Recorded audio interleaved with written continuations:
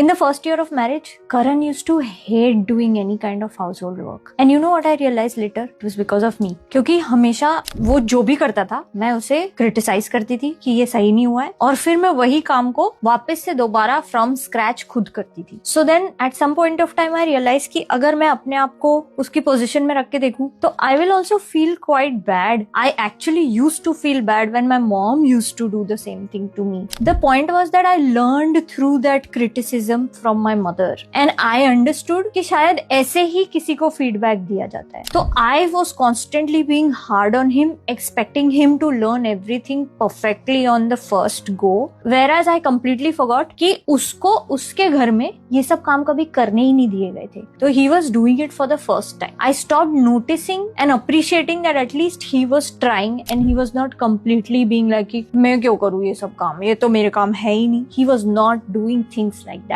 He was actually taking initiative to do something and I was constantly shutting him down by saying कि तुम ये गलत कर रहे हो. There was constant criticism from my end. It just ended up making me feel like I was being a control freak at one point of time, which I also hated when somebody else tried to control me. So when I stopped doing that, life became easier for me, life became easier for him, and everything in the house was automatically shared between the two of us. The point is, whether it is me or him, both the partners in the relationship need to be appreciated and celebrated for whatever they are doing. If your life partner is not hyping you up, then what is the whole point?